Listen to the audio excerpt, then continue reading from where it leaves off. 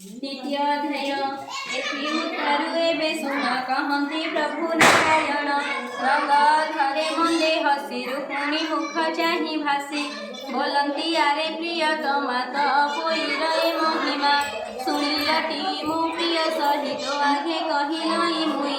सत्यम समाजे पासे थिले कर जोड़ी न जणाइले बोइले कह ए विधान सुनि श्रद्धा हेब मन सत्यभामार बोल शुणी कहन्ति प्रभु चक्रपाणी तनय साधव कुमरे गले बोईत वाणिज्ୟରେ लागिला एक दीपान्तरे सुखेर मृगा किणा कले किणिले अलंकार मान रहिले कहीं किछि दिन एथिउतारु सात जाए घर संभाळी दिन निये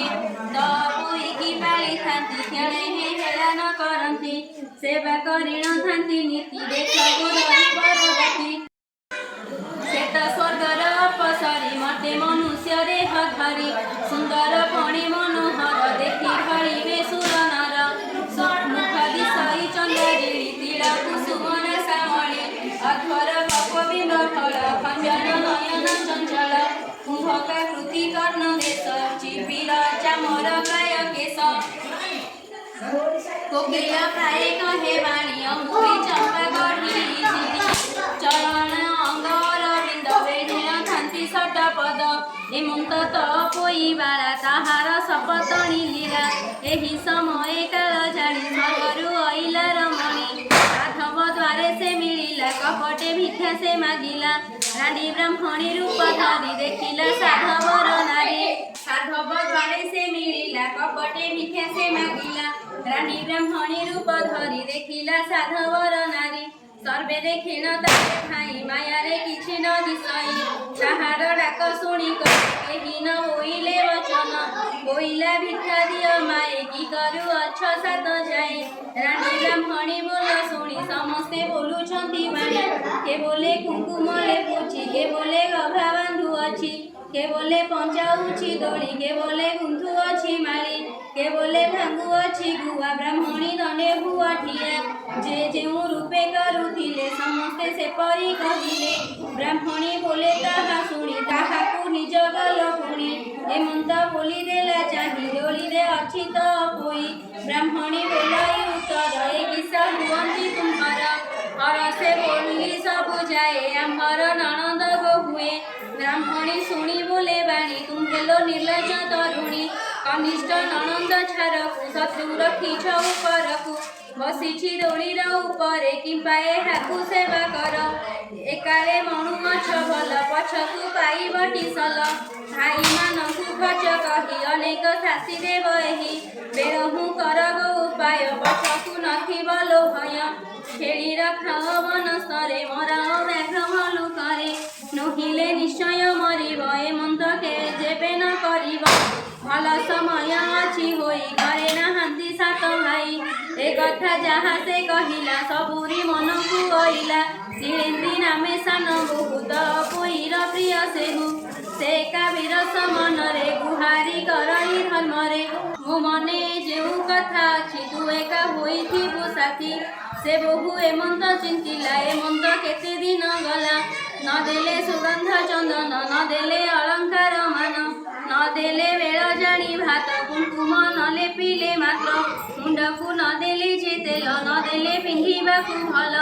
बसाई न देले जे दोली आबोर रखाइले छेली अनेक दुखे त पोई बनस्ते छेली जगी थाई गहई बड़ बहु पुणी हजीब जेबे घर मणि छेलीर नाम घर मणि तुतियारे महामाने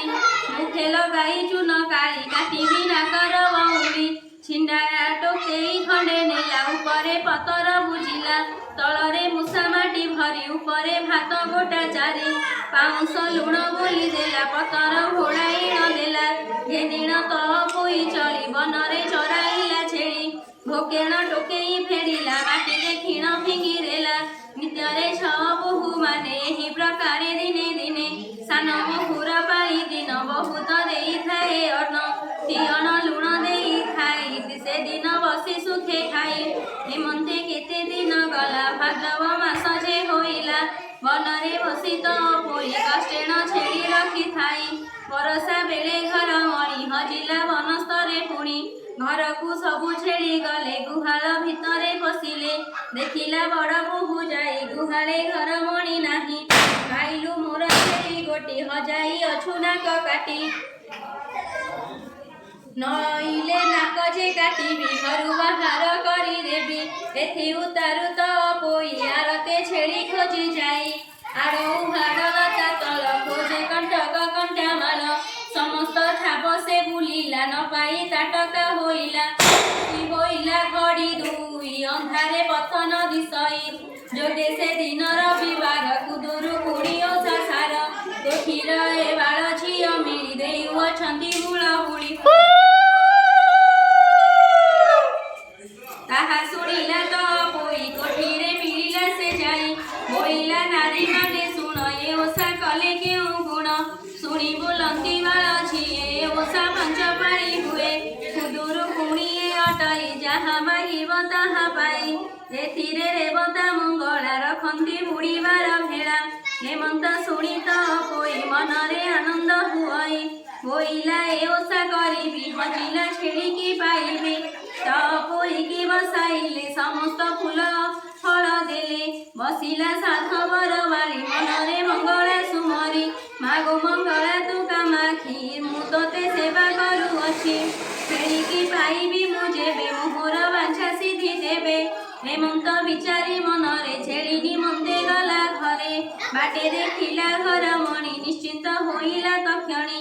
ମନର ବାଞ୍ଛା ସିଦ୍ଧି କଲା ଛେଳିକି ନେଇ ରଖିଲା ହେମନ୍ତେ ତଳ ପୋଇ ବାଳି ଘର ମଣିକି ନେଇ ଚଳି ଘରକୁ ଅଡ଼ାଇଣ ନେଲା ଗୁହାଳ ଭିତରେ ଛାଡ଼ିଲା ବସିଲା ମହନ୍ତିରେ ଯାଇ ଦେହକୁ ଶୀତଳ କରାଇ ହେମନ୍ତେ ବଡ଼ ବୋହୂ ଆସି ଦେଖିଲା ଦ୍ୱାରେ ଅଛି ବସି ବୋଇଲା କାଲି କାହିଁ ମୋର ଛେଳିକୁ ହଜାଇଲୁ ତଡ଼ିଣ ଖାନ୍ତୁ ଯେବେ ଭେଟ ପିଟନ୍ତି ତେନ୍ତୁଳିର ଛାଟ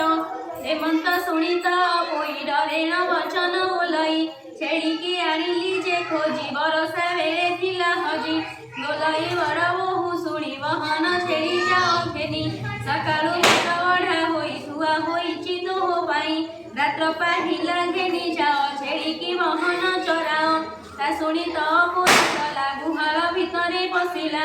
ଛେଳି ପଲକୁ ଅଡ଼ାଇଲା ବନରେ ନେଇ ଚରାଇଲା ବେଳ ବୁଡ଼ିଲା ବନସ୍ତର ଅନ୍ଧାର ନଦୀ ସେ ଦୁଆର ହେମନ୍ତେ କେତେ ଦିନ ଗଲା କୁଦୁରୁ କୁଣି ଓଷା ହେଲା ଭାଳଇ ତ ପୋଇ ବାଳି ପାଇଛି ହଜିଲାର ଛେଳି ହେମନ୍ତ ପାଞ୍ଚ ପାଳି ଗଲା ସଖିଲା ସଙ୍ଗତେ ମିଳିଲେ ମୁଦ କୁଣ୍ଡାରେ ପିଠା କରି ମୁଦ ତଣ୍ଡୁଳ ପୁର ଭରି ସଖିକି ମାଗିଲା ସେ ଚନ୍ଦନ ଫୁଲରି ପିଠା ମାନ ଓଷା କୋଠିରେ ଯାଇ ବସି ଭାଇଙ୍କ ଶୁଭ ସେ ମନାସି ବୋଲଇ ମଙ୍ଗଳା ଉଦ୍ଧାର ମହାସଙ୍କଟ ପାରି କର ବରଷ ହେଲା ଗଲେ ଆପଣା ରାଜ୍ୟକୁ ନଇଲେ ଅସାର ସପନ ଦେଖିଲି ତେଣୁ ତୁମ୍ଭଙ୍କୁ ଆଶା କଲି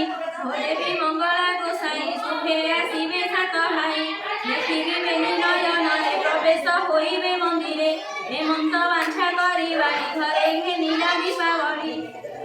ସମସ୍ତେ ଫୁଲ ପୁରି ଦେଲେ ମଙ୍ଗଳା ନାମ ସୁମରିଲେ ହେମନ୍ତ ଓଷା ପୂଜା ସାରି ଯେ ଯାହା ମନ୍ଦିରକୁ ଚଳି ରହଇ ଗୋପୀନାଥ ଦାସ ଦୟା କରିବେ ପିତବାସ ଇତି ଶ୍ରୀକୃଷ୍ଣ ରୁକ୍ମିଣୀ ସତ୍ୟଭାମା ଉକ୍ତ ପୋଇ ମନୋରଥ ପ୍ରାପ୍ତି ଉଚ୍ଚାରଣେ ନାମ ଦ୍ୱିତୀୟ ଅଧ୍ୟାୟ